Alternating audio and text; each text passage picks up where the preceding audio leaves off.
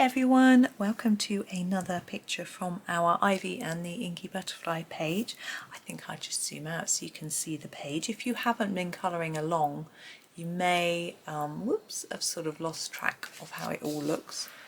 So here we are, the whole page so far. It's quite colourful, isn't it?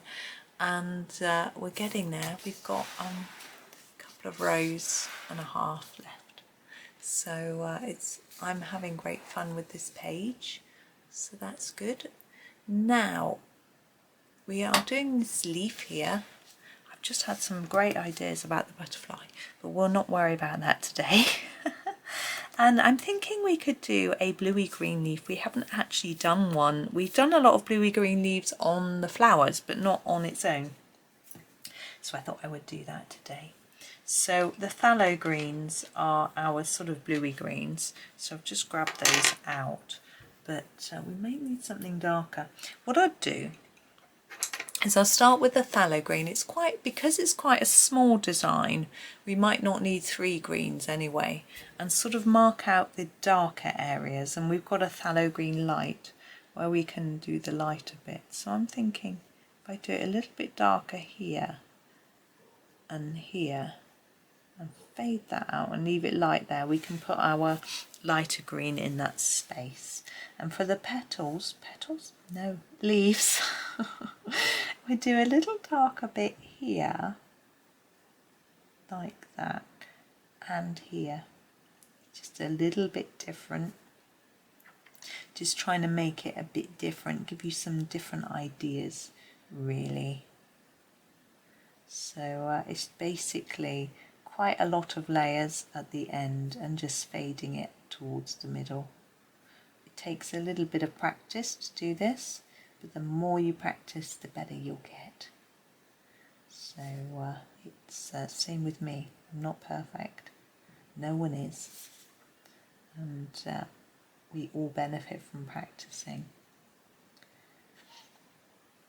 Now to practice, I colour every day, which is great, whether I'm doing it for videos or for myself.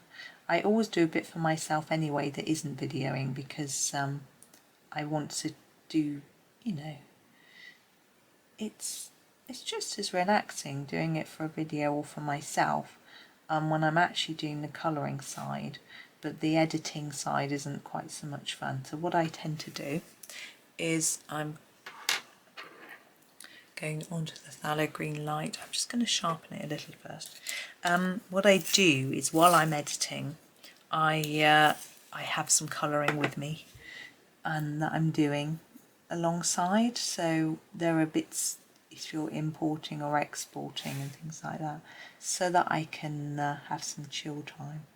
I'm going to leave a bit of white there.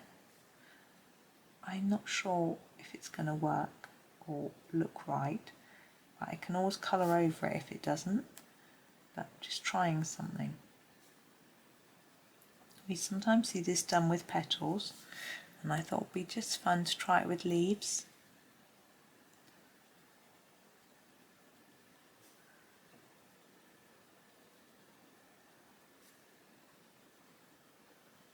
I'm just in my head while I'm doing this thinking about my next page for the afternoon series. It's not going to be Ivy, we're going to move back to World of Flowers, and I've got a page in mind for there.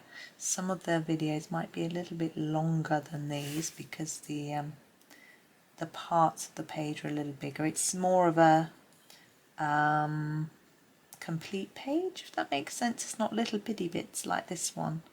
It's a whole picture, so it can be easily broken down into small parts, which is why I picked it, but it will sort of form a whole picture rather than this still being lots of bits. I hope that makes sense. Right, I am not going to do any more with that. I rather like the fact that they look shiny. You could use a lighter green or yellow on that shine rather than leaving it white. I thought about it, but I think because we've used greeny blues, it's not going to really work.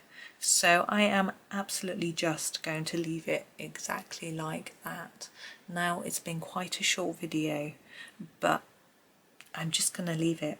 I like it as it is, and I don't want to fiddle anymore. So let's just brush away the debris, and we're pretty much done. So I hope you have a really lovely day, and happy colouring.